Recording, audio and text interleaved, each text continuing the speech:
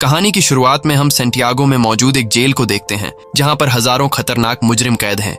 ये सेंटियागो का सबसे सिक्योर तरीन जेल है क्योंकि आज तक इस जेल से कोई भी कैदी फरार नहीं हो सका और इसका रीजन है इस जेल का वार्डन बहुत ही स्ट्रिक्ट और बेरहम इंसान है जो जरा सी गलती करने पर कैदियों को बुरी तरह से पीटता है। और यही वजह है कि इस जेल के कैदी यहाँ से भागना तो दूर बल्कि एक छोटी सी गलती करने से पहले भी 100 बार सोचते हैं। लेकिन अब वार्डन का यह खौफ ज्यादा दिनों तक चलने वाला नहीं था क्योंकि अब इस जेल में एंट्री हो चुकी थी एक बहुत ही शातिर इंसान की जिसका नाम लियोन है। लियोन एक आर्किटेक्ट है जो किसी भी बिल्डिंग को देखकर उसे पता चल जाता है कि यह बिल्डिंग कितने साल पुरानी है और इस बिल्डिंग को किस तरह से डिजाइन किया गया है। लियोन जेल में एंटर होते ही उसके दिमाग में यहाँ से भागने की प्लानिंग शुरू हो जाती है। यहाँ हमें पता चलता है कि लियोन अकेला नहीं है बल्कि उसके साथ 4 साथी भी हैं जो यहाँ से भागना चाहते हैं। कुछ देर बाद जेल का एक ऑफिसर सभी कैदियों को लाइन से खड़ा करके जेल के रूल्स बताता है और कहता है कि अगर किसी ने भी रूल तोड़ने की कोशिश की तो उसे मार दिया जाएगा। इसके बाद सभी कैदियों को उनके ब्लॉक्स की तरफ लाइन से ले जाया जाता है। यहाँ लियोन दौड़ते हुए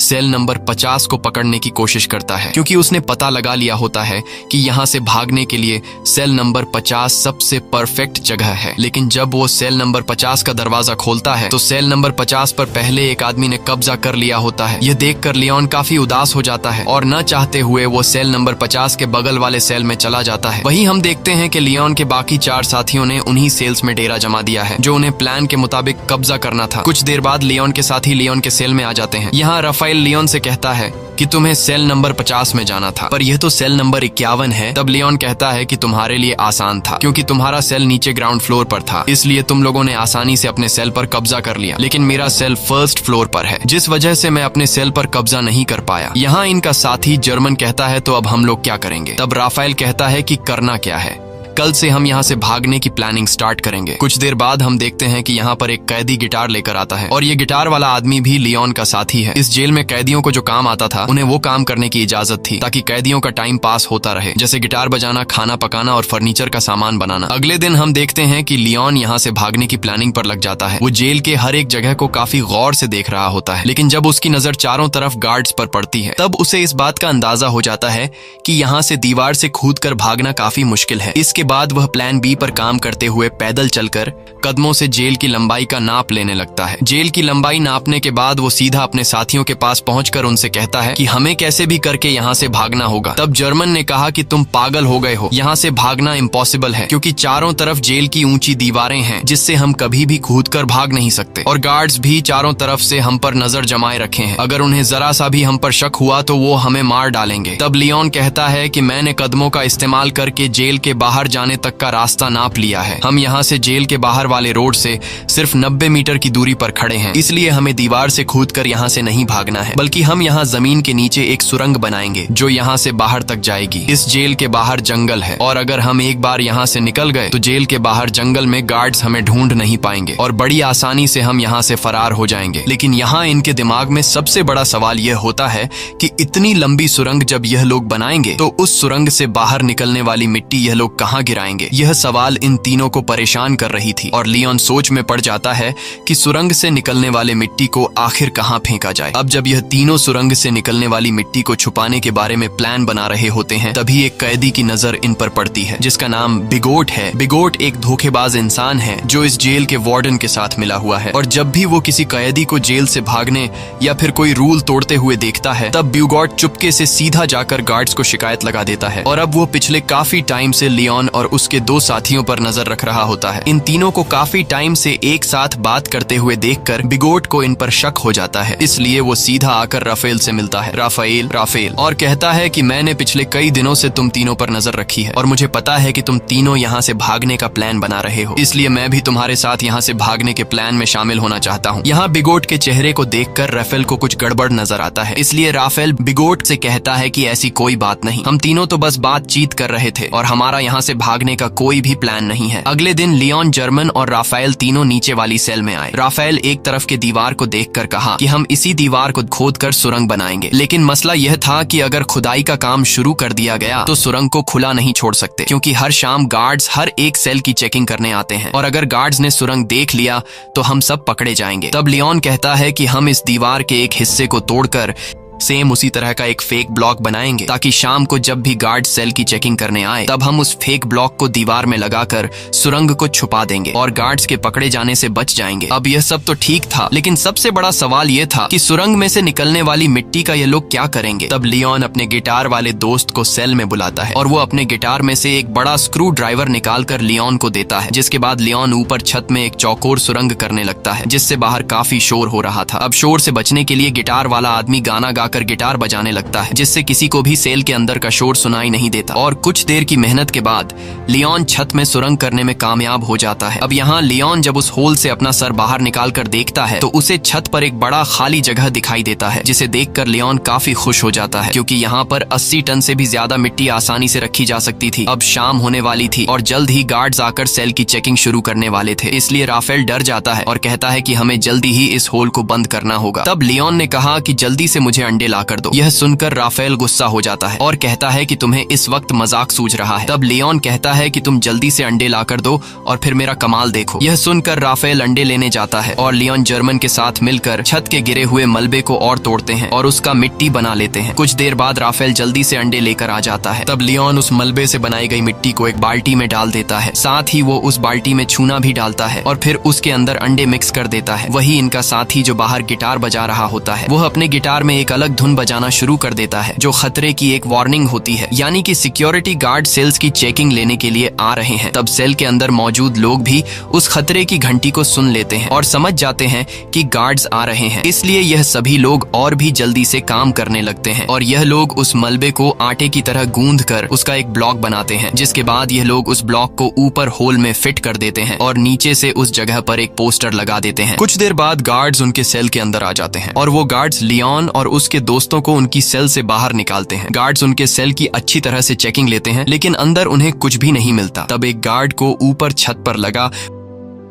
वही पोस्टर दिखाई देता है, लेकिन जैसे ही गार्ड उस पोस्टर को उतारने वाला होता है तभी उसे बाहर से उसका ऑफिसर उसे बुला लेता है, जिसे सुनकर वह गार्ड उस पोस्टर को बिना निकाले ही चला जाता है और इस तरह से इन सब की जान बच जाती है। अब यहाँ इन लोगों को इस जेल में 34 दिन हो चुके थे और उन्हें जल्द ही इस जेल से निकलना था, इसलिए लियोन और जर्मन ऊपर छत पर चढ़कर लकड़ी का खोखला बॉक्स बनाते हैं और उस लकड़ी के बॉक्स में ये लोग सफेद सीमेंट भरकर छत पर रख देते हैं। कुछ दिन बाद उनका ब्लॉक तैयार हो जाता है। अब भारी थी सुरंग बनाने की, जिसके बाद ये लोग खुदाई के काम पर शुरू हो जाते हैं। ये लोग दीवार का सबसे नीचे का हिस्सा पहले से बने हुए उस ब्लॉक के अनुसार काटने लगते हैं, लेकिन खुदाई करते वक्त काफी शोर हो रहा था जिसकी आवाज कुछ गार्ड सुन लेते हैं और गार्ड उनके सेल की तरफ बढ़ने लगते हैं। पर गार्ड के पहुंचने से पहले ही उनके गिटार वाला साथी आकर उन्हें बता देता है कि कुछ गार्ड सेल की तरफ आ रहे हैं। ये सुनकर सभी लोग काफी डर जाते हैं क्योंकि उन्होंने दीवार का जो हिस्सा काटा था वह हिस्सा उनके बनाए हुए ब्लॉक से छोटा था, जिसमें वह ब्लॉक फिट नहीं हो सकता था। अब जब उन्हें कोई दूसरा रास्ता नजर नहीं आता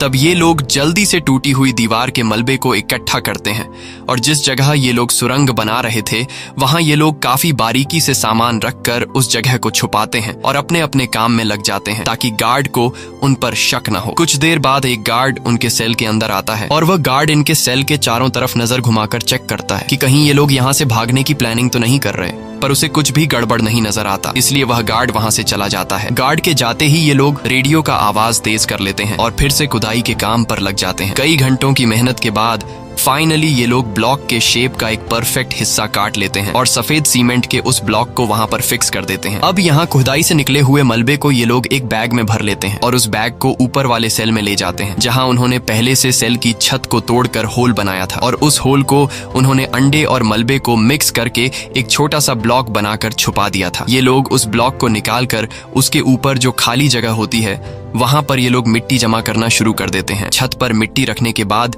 ये लोग छत वाले ब्लॉक को वापस लगाकर उसे व्हाइट सीमेंट से कवर कर देते हैं और उसे वापस से फोटो से ढक देते हैं। इसी तरह रोजाना वह गिटार वाला उनका साथी गिटार बजाकर लोगों का ध्यान भटकाता है, साथ ही वह पुलिस पर भी नजर रखता है और लियोन, राफेल और जर्मन नीचे वाली सेल में सुरंग को खोदते हैं और जो मिट्टी सुरंग से निकलती है ये लोग उस मिट्टी को अलग अलग बैग में निकालकर अलग अलग तरीके से ऊपर वाली सेल की छत पर जमा करने लगते हैं। इस तरह से ये लोग पूरे दिन का एक रूटीन बना देते हैं और कई दिनों तक उनकी खुदाई का काम बड़ी चालाकी से चलता रहता है। लेकिन एक कैदी जिसका नाम ऑस्कर है उसे इन लोगों पर शक हो जाता है क्योंकि वह पिछले कई दिनों से इन लोगों को नोट कर रहा था। वह देखता है कि ये लोग हर रोज एक ही पैटर्न को फॉलो करते हुए नीचे के सेल से ऊपर वाले सेल पर जाते हैं। साथ ही ये लोग हमेशा हाथ में बैग या फिर बाल्टी लेकर ऊपर जाते हैं। ये सब देखकर ऑस्कर को उन पर शक हो जाता है, लेकिन वह किसी से भी कुछ नहीं कहता, बस चुपचाप उन पर नजर रखता है। अब यहाँ इन लोगों को इस जेल में 70 दिन बीत चुके थे और लियोन जब सुरंग को नापता है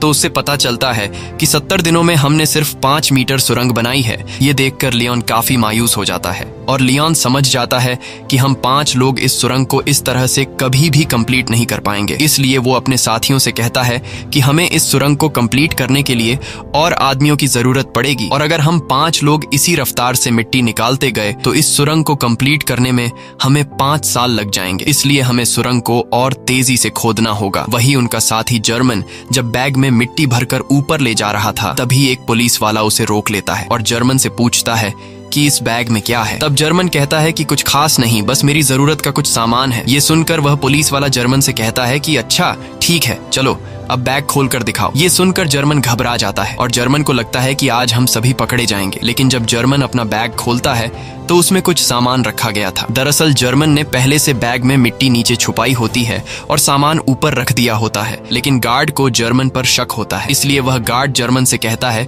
कि मेरे पीछे चेकिंग रूम में आओ। तब जर्मन बड़ी चालाकी से नीचे बैठा अपने साथी लियोन के साथ उसी तरह का सेम एक दूसरा बैग बदलकर गार्ड के पीछे चेकिंग रूम में चला जाता है। चेकिंग रूम में जब वह गार्ड जर्मन के बैग को अच्छी तरह से चेक करता है तो उसके अंदर सामान के अलावा कुछ भी नहीं मिलता, जिसके बाद वह गार्ड जर्मन को जाने देता है। अब इन सभी कैदियों को जेल में 86 दिन बीत चुके थे और अब ये लोग और ज्यादा दिन यहाँ नहीं रहना चाहते थे। इसलिए लियोन और उसके साथी जल्दी से सुरंग के काम को बढ़ाने के लिए ऊपर वाले फ्लोर के कुछ कैदियों को अपने साथ मिला लेते हैं। यहाँ लियोन उन नए कैदियों को दीवार से ब्लॉक हटाकर सुरंग भी बताता है। ये देखकर वो कैदी फौरन इनके साथ मिलकर काम करने को मान जाते हैं क्योंकि वो सोचते हैं कि अगर 5 लोग मिलकर 7 मीटर लंबा सुरंग खोद सकते हैं तो हम सब एक साथ मिलकर जल्द ही इस सुरंग को पूरा कर लेंगे। और साथ ही इन नए आने वाले कैदियों में कुछ कैदी ऐसे भी थे जिन्हें फांसी होने वाली थी, इसलिए वो लोग तो पहले से यहाँ से भागने का चांस ढूंढ रहे थे। अब लियोन जब समझ जाता है कि सभी कैदी सुरंग के लिए तैयार हो चुके हैं तब लियोन उन्हें अपना प्लानिंग बताते हुए कहता है कि हम डेली 1 घंटे की शिफ्ट में काम करेंगे। 2 लोग खुदाई का काम करेंगे,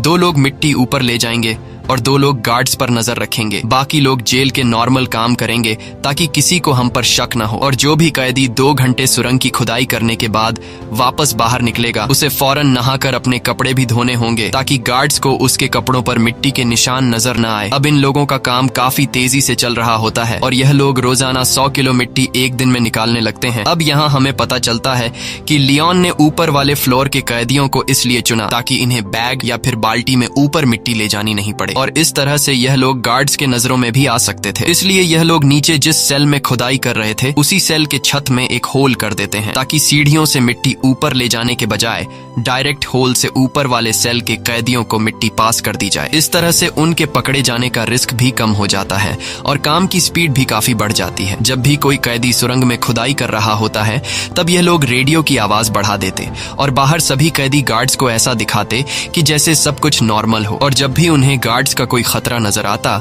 तब यह लोग उस सेल के दरवाजे पर नॉक करके खतरे की घंटी बजा देते, जिससे अंदर खुदाई के काम पर लगे कैदी सेल में सारा सामान पहले की तरह करके अपने अपने काम पर लग जाते। इस तरह से यहाँ से भागने के प्लानिंग में शामिल हर एक कैदी रूटीन के मुताबिक अपना अपना काम करते हैं और हर शाम को यह लोग इकट्ठा होकर आगे की प्लानिंग बनाने लगते हैं ताकि गार्ड्स को किसी पर भी शक न हो और सब कुछ परफेक्ट तरीके से चलता रहे। लेकिन शाम को जब यह लोग फुटबॉल खेल रहे होते हैं तब एक कैदी जिसका नाम ऑस्कर है वो राफेल के पास आता है और राफेल को बताता है कि मुझे पता है कि तुम लोग सुरंग खोदने की कोशिश कर रहे हो, इसलिए मैं भी तुम्हारी टीम में शामिल होकर तुम्हारा साथ देना चाहता हूं। तब राफेल ऑस्कर को लियोन के पास ले जाता है और लियोन ऑस्कर को भी अपनी टीम में शामिल कर देता है। यहाँ लियोन अपने 2 साथी जर्मन और राफेल से कहता है कि जिस हिसाब से काम चल रहा है मुझे पूरा यकीन है कि हम जल्द ही इस सुरंग को कंप्लीट कर देंगे। और जल्द ही यहाँ से बाहर निकल जाएंगे। लेकिन बाहर निकलने के बाद भी हम लोग पकड़े जा सकते हैं, क्योंकि हम 4-5 नहीं बल्कि पूरे 40 लोग हैं। और अगर बाहर निकलने के बाद भागते हुए हमें पुलिस ने देख लिया तो पुलिस हमारे पीछे गाड़ी लगाकर हमें पकड़ लेगी। इसलिए हमें यहाँ से बाहर निकालने के लिए बाहर के एक बंदे की जरूरत होगी, जो हमारा यहाँ से बाहर निकलते ही हमारे लिए एक बस तैयार रखे। अब यहाँ ये लोग सोच में पड़ जाते हैं कि बाहर से हमारी कौन मदद कर सकता है। तब लियोन कहता है, राफेल, तुम्हारी वाइफ पॉलिना हमारी बाहर से मदद कर सकती है और हम लोग उस पर विश्वास भी कर सकते हैं, इसलिए तुम्हें अपनी वाइफ से मदद मांगनी होगी। अब यहाँ रहते हुए सभी कैदियों को 182 दिन बीत जाते हैं और आज सभी कैदियों से उनके घर वाले मिलने आए होते हैं। यहाँ पर राफेल की वाइफ भी आई होती है। तब राफेल अपनी वाइफ पॉलिना को उनके पूरे प्लान के बारे में बताता है और कहता है, हमें तुम्हारी बाहर से मदद चाहिए होगी, इसलिए बाहर तुम्हें कुछ लोगों के साथ जुड़कर हमारे लिए एक बस का इंतजाम करना होगा। पॉलिना मान जाती है और वो वहां से चली जाती है। अब जेल में सुरंग खोदते हुए इन कैदियों को 205 दिन बीत चुके थे और इन लोगों ने सुरंग को भी काफी लंबा कर दिया था। लेकिन एक दिन इनका साथी जो गिटार बजाया करता था, वो जब सुरंग के अंदर खुदाई के काम पर लगा होता है, तभी वहां पर सेल की चेकिंग के लिए गार्ड्स आ जाते हैं। यह देखकर बाहर खड़ा राफेल और लियोन काफी ज्यादा घबरा जाते हैं, क्योंकि पिछले कई दिनों से रात में सेल की चेकिंग होती थी, लेकिन आज गार्ड्स दोपहर में सेल की चेकिंग करने आए हैं, जैसे उन्हें शक हो गया हो कि जेल में कोई सुरंग खोदने की कोशिश कर रहा है। और गार्ड्स को देखकर लियोन दौड़ते हुए अंदर जाकर सभी को वार्न कर देता है और कहता है कि जो भी सामान यहाँ वहाँ बिखरा पड़ा है उन्हें जल्दी से छुपा दो। ये सुनकर जो लोग काम पर लगे हुए होते हैं वो सभी सुरंग का काम छोड़कर अपने अपने काम पर लग जाते हैं। यहाँ इस गिटार वाले के साथ जो दूसरा साथी सुरंग में गया होता है वो भी बाहर आने लगता है, लेकिन गिटार वाला अंदर फंस जाता है, क्योंकि वो सुरंग के बिल्कुल एंड में काम कर रहा था। लेकिन जैसे तैसे करके वो भी बाहर निकलने की कोशिश करता है, पर वो जान चुका था कि मेरे निकलने से पहले गार्ड सुरंग तक पहुंच चुके होंगे। अब यहाँ सभी लोग डरे होते हैं और उन्हें लगता है कि आज हम सभी पकड़े जाएंगे। लेकिन यहाँ राफेल समझदारी से काम लेते हुए सभी कैदियों को इकट्ठा करके गार्ड्स के सामने आकर खड़ा हो जाता है और गार्ड्स को आगे बढ़ने से रोक देता है। ये देखकर पुलिस ऑफिसर को गुस्सा आ जाता है और पुलिस कैदियों पर हमला कर देती है। यहाँ कैदी भी पुलिस का मुकाबला करते हैं और पुलिस को रोकने की कोशिश करते हैं ताकि इनका साथी जो सुरंग में फंसा हुआ है वह बाहर आ सके। वहीं हम देखते हैं कि इनका वह गिटार वाला साथी अब सुरंग से बाहर आ चुका है। वह जल्दी से उस सीमेंट के ब्लॉक को सुरंग में फिट कर देता है और जब वह सेल का दरवाजा खोलकर देखता है तो बाहर कोई भी नहीं होता। दरअसल गार्ड्स पर हमला करने के जुर्म में सभी कैदियों के कपड़े निकालकर बाहर धूप में खड़ा कर दिया गया होता है। कुछ देर बाद वहाँ पर जेल का वार्डन आता है। वार्डन कहता है कि इन सभी को बिना कपड़ों के सूरज के ढलने तक यहीं पर खड़ा रखो और एक दिन के लिए इनका खाना बंद कर दो। दूसरी तरफ राफेल की वाइफ पॉलिना एक चर्च में जाकर लियोन के पिता से मिलती है। लियोन के पिता एक पादरी थे। यहाँ लियोन का एक पुराना दोस्त भी आता है। तब राफेल की वाइफ पॉलिना लियोन के फादर और उसके दोस्त को लियोन का पूरा प्लान समझा देती है और कहती है कि हमें उन्हें बचाने के लिए एक बस का इंतजाम करना होगा। तब लियोन का दोस्त भी इनकी मदद करने के लिए तैयार हो जाता है और कहता है कि बस का इंतजाम मैं कर लूंगा। वहीं दूसरी तरफ जेल में राफेल से उसकी वकील मिलने आती है। यहाँ जेल का वार्डन राफेल को सिगरेट देने लगता है, पर राफेल सिगरेट लेने से इनकार कर देता है। लेकिन राफेल वार्डन के सिगरेट के डिब्बे को पहचान लेता है कि वार्डन कौन से ब्रांड का सिगरेट पीता है। अब यहाँ इन लोगों को इस जेल में रहते हुए 1 साल से भी ज्यादा टाइम बीत चुका था और इन लोगों ने सुरंग को भी काफी लंबा कर दिया था। दिन रात मेहनत के बाद अब सुरंग भी जल्द कंप्लीट होने वाला था। लेकिन एक दिन सुरंग में इनका एक साथी जब काम कर रहा होता है तभी अचानक वह बेहोश हो जाता है, क्योंकि इतनी गहराई में ऑक्सीजन की कमी होती है। अच्छी बात यह थी कि राफेल उसके पीछे होता है और राफेल जैसे तैसे करके उस आदमी को बाहर निकाल देता है। शाम को ये लोग मीटिंग करते हैं कि अब सुरंग काफी लंबा हो चुका है। जहाँ अंदर ऑक्सीजन ना होने की वजह से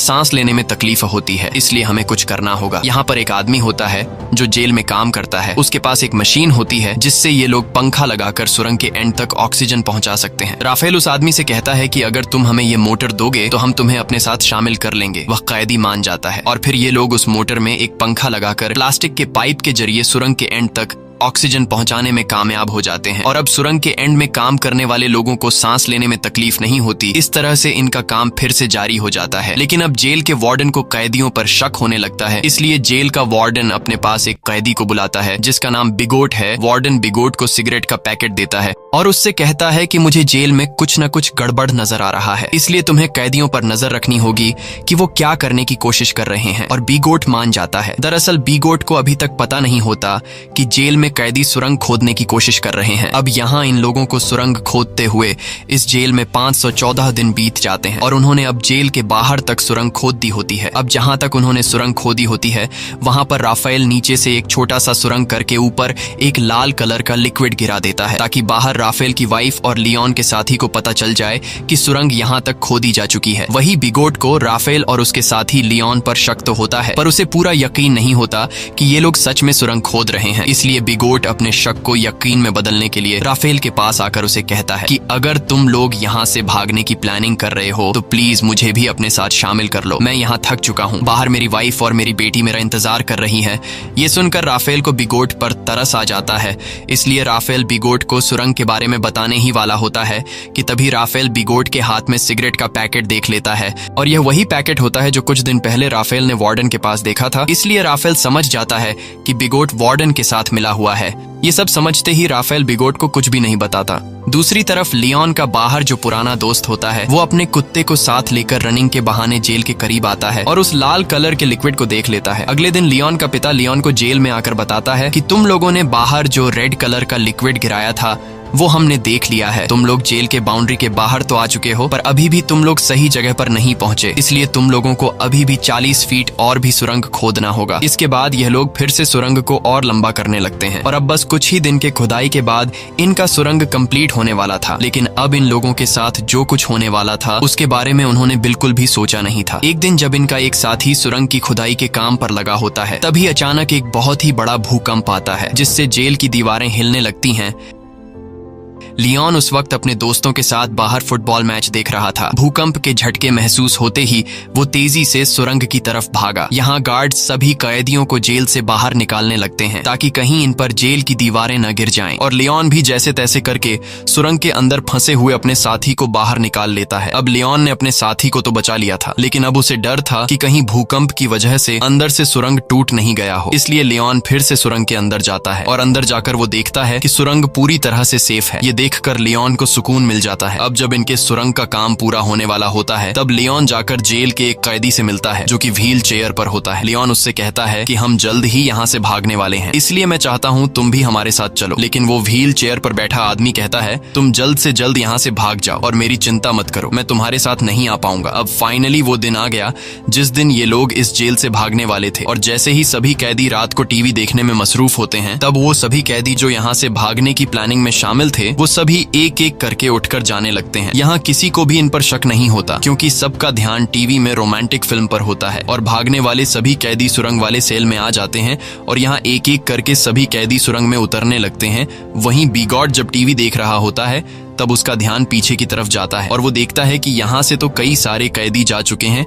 ये देखकर उसे शक हो जाता है और वो सीधा राफेल के सेल की तरफ बढ़ने लगता है। लेकिन बीच रास्ते में व्हील चेयर वाला आदमी बिगोट को रोक लेता है, पर बिगोट इस आदमी को धक्का देकर गिरा देता है, जिसके बाद वो सीधा राफेल के सेल में आ जाता है जहाँ उसे सुरंग दिखाई देता है। साथ ही वहाँ पर ऑस्कर भी खड़ा होता है और ऑस्कर यहाँ से निकलने वाला आखिरी कैदी होता है। लेकिन अब जब बिगोट को सारी सच्चाई का पता चल गया होता है तब वो पुलिस को बुलाने के लिए जाता है, लेकिन ऑस्कर उसे पकड़ लेता है। इस दौरान इन दोनों के बीच फाइट छिड़ जाती है और बिगोट ऑस्कर को स्क्रू ड्राइवर से बाजू पर मारकर बुरी तरह से घायल कर देता है। लेकिन ऑस्कर बुरी तरह से घायल होने के बावजूद भी बिगोट को जाने नहीं देता और बिगोट को मार मार कर बेहोश कर देता है। अब ऑस्कर भी सुरंग में जाने की कोशिश करता है, पर उसका बाजू बुरी तरह से घायल होने की वजह से वो सुरंग में नहीं जा पाता। दूसरी तरफ सभी कैदी सुरंग के अंदर धीरे धीरे आगे बढ़ रहे होते हैं और बढ़ते बढ़ते ये लोग सुरंग के एंड तक पहुंच जाते हैं, जहां बाहर से लियोन का पुराना दोस्त सुरंग का ऊपर से हिस्सा खोल देता है और वह एक एक करके सभी कैदियों को हाथ से पकड़कर बाहर निकालता है। बाहर निकलने के बाद सभी कैदी जल्दी से अपने कपड़े बदल लेते हैं और तभी उन्हें सामने के ब्रिज पर एक बस आते हुए दिखाई देती है, जिसे देखकर ये सभी लोग उस बस की तरफ दौड़ने लगते हैं और सभी बस में बैठ जाते हैं। लेकिन ऑस्कर अभी तक नहीं आया होता, इसलिए सभी कैदी उसका इंतजार कर रहे होते हैं। यहाँ जर्मन कहता है कि मुझे लग रहा है कि कहीं ऑस्कर किसी मुसीबत में है, इसलिए मैं ऑस्कर की मदद के लिए जा रहा हूँ, जिसके बाद वह ऑस्कर को लेने जाता है। दूसरी तरफ जेल में मूवी खत्म हो गई थी और सभी कैदी अपने अपने सेल में जाने लगते हैं। तब यहाँ वह व्हील चेयर वाला कैदी सभी को आकर बता देता है कि राफेल के सेल में एक सुरंग है जहां से तुम लोग भाग सकते हो। ये सुनकर सभी कैदी उस तरफ भागने लगते हैं, जिसे देखकर गार्ड्स को भी इन पर शक हो जाता है और वह गार्ड्स वहां पर और भी गार्ड्स को बुला लेते हैं। कुछ देर बाद पूरे जेल में सायरन बजने लगता है, जिसकी आवाज बाहर बस में बैठे कैदी सुन लेते हैं और सभी कैदी समझ जाते हैं कि अब हमारा यहाँ पर ज्यादा देर रुकना ठीक नहीं, इसलिए अब हमें यहाँ से निकलना होगा। और तभी वहां पर जर्मन भी आ जाता है। वह सभी को बताता है कि मैं सुरंग के पास गया, लेकिन वहां पर मुझे ऑस्कर नहीं मिला, जिसके बाद बस वहां से जाने लगती है। वहीं हम जेल में ऑस्कर को देखते हैं, जो घायल होने की वजह से जेल से भाग नहीं पाया। अब यहाँ कैदियों के भागने की खबर जेल के वार्डन को दी जाती है। कैदियों के भागने की खबर सुनकर वह काफी गुस्सा हो जाता है। दूसरी तरफ सभी कैदी बस में थे, जहाँ पर पोलिना सभी कैदियों को उनका पर्स दे देती है, जिसमें कुछ पैसे और उनके फेक आईडी थे, और सभी कैदी अलग अलग होकर अपने अपने रास्ते निकल जाते हैं। और इस तरह से सभी कैदी जिन्होंने पिछले कई महीनों से दिन रात मेहनत की थी, वह सभी जेल से आजाद हो जाते हैं। दोस्तों, यह इतिहास की सबसे बड़ी जेल ब्रेक घटना थी, जहां एक ही बार में पूरे 50 लोग जेल से फरार हो गए थे, लेकिन इनका एक साथी ऑस्कर भागने में नाकाम हो गया था। इसी के साथ सच्ची कहानी पर बनाई गई ये फिल्म खत्म हो जाती है। अगर आपको ये वीडियो अच्छी लगी हो तो हमारे चैनल को सब्सक्राइब और वीडियो को लाइक जरूर कीजिएगा।